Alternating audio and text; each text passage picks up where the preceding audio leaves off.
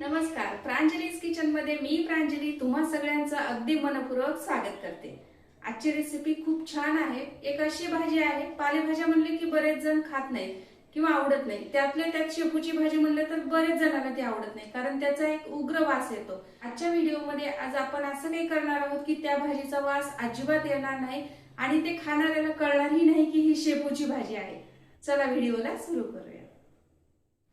आजच्या रात्रीच्या जेवणासाठी खूप साधा मेनू आहे। शेपूची गरगटा भाजी, कारळ्याची चटणी, कांदा आणि गरम गरम ज्वारीची भाकरी। ज्यावेळी आपण शेपूची भाजी घेण्यासाठी जातो तर जी पेंडी असते ती एकदम कोवळी हवी, हिरवीगार हवी आणि ती छोटी हवी। असे खूप लांब लांब पानं असतात शेपूची, किंवा ती पिवळी पडलेली असते किंवा ती जाड असते, तो शेपू अजिबात घ्यायचा नाही। इथं बघा, मी शेपूची पेंडी घेतली, स्वच्छ निवडली, धुतली आणि आता बारीक कट करून घ्यायचं आहे आपल्याला। ते शेपूची पानं जर पिवळसर असतील, त्याची देठ खूप जाड असतील तर ते भाजीला सुद्धा चव येत नाही। तर इथं पूर्ण माझा शेपू कट करून झाला आहे। कुकरच्या डब्यामध्ये घ्यायचं आहे आणि मी इथं 1 तास हरभरा डाळ भिजत घातली होती, ती त्यामध्ये टाकून घेऊयात। त्याचबरोबर शेंगदाणेसुद्धा मी 1 तास भिजत घातले होते, ते सुद्धा त्यामध्ये टाकून घेऊयात। एक छोटा टोमॅटो आहे जो कट करून घेतला आहे। हिरवी मिरची तुमच्या आवडीप्रमाणे तुम्ही इथं कमी जास्त करू शकता। हे बघा, हिरवी मिरचीला मी असे उभे काप करून घेतलेले आहेत, किंवा जर तुम्हाला इथं वापरायची नसेल तर तुम्ही ते स्किप पण करू शकता।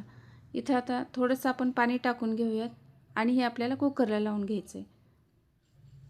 इथं कुकरच्या 2 ते 3 शिट्ट्या करून घ्यायच्या। 3 शिट्ट्यामध्ये ही भाजी छान शिजली जाते। कुकर आता गार झालं आहे, आपण काढून घेऊयात। यामध्ये थोडीशी हळद टाकायचं आहे आणि ही भाजी आपल्याला घोटून घ्यायचं आहे, एकजीव करून घ्यायचं आहे। एकजीव होण्यासाठी मी इथं 2 चमचे बेसन पीठ वापरत आहे। बेसन पिठामुळे काय होतं, भाजी मिळून येते। भाजी एकीकडं आणि पाणी एकीकडं असं अजिबात होत नाही। त्यामुळे बेसन पीठ आवर्जून वापरा। नसेल वापरायचं तर तुम्ही या ठिकाणी ज्वारीचं पीठ किंवा बाजरीचं पीठ ते पण वापरू शकता, त्याने सुद्धा खूप छान टेस्ट येते। आता जे कुकरमधलं गरम पाणी आहे ते त्यामध्ये टाकून घेऊयात। इथे शेपूची भाजी कुकरला लावल्यामुळे इतकी छान मऊ शिजली जाते ना की त्याचा जो उग्र वास आहे तो कुठं पळून जातो। आता भाजीला फोडणी देऊयात। कढईमध्ये थोडंसं तेल टाकायचं आहे, त्यानंतर मोहरी छान तडतडली गेली की थोडंसं हिंग टाकूयात। त्यानंतर अर्धा चमचा जिरे टाकायचं आहे। आलं आणि लसूण याची जाडसर असं कुटून घेतलं आहे मी, ते तेलामध्ये छान लालसर होईपर्यंत परतून घेऊयात।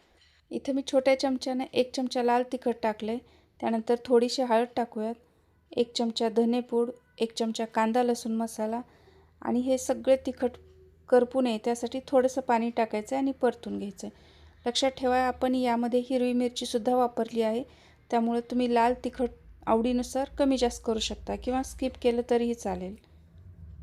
मी सुरुवातीला जी हिरवी मिरची टाकली आहे ती जास्त तिखट नाही आहे, त्यामुळे मी इथं तिखट पण वापरलं आहे। तेलावरती तिखट छान परतलं गेलं आहे। आता शेपूची भाजी यामध्ये टाकूयात आणि हे मिक्स करून घ्यायचं आहे आपल्याला। पाण्याचं प्रमाण तुम्ही तुमच्या आवडीनुसार इथं कमी जास्त करू शकता। खूप जास्त पातळही करायचं नाही आणि खूप घट्टसुद्धा करायचं नाही।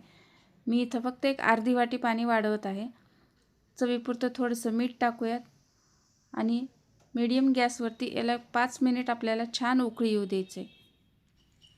कमी गॅसवरती 5 मिनिटासाठी ही भाजी शिजल्यानंतर इथे आपली गरमागरम शेपूची भाजी खाण्यासाठी तयार आहे। त्याचसोबत इथं गरम गरम माझी भाकरीसुद्धा झालेली आहे, कारण शेपूची भाजी ही भाकरीबरोबरच छान लागते। बाजरीची भाकरी असेल किंवा ज्वारीची भाकरी असेल।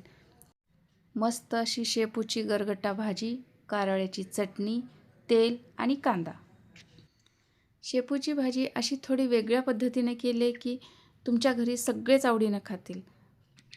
अशाच साध्या, सोप्या आणि चविष्ट रेसिपीसाठी परत एकदा भेटूया प्रांजलीज किचनमध्ये। तोपर्यंत धन्यवाद।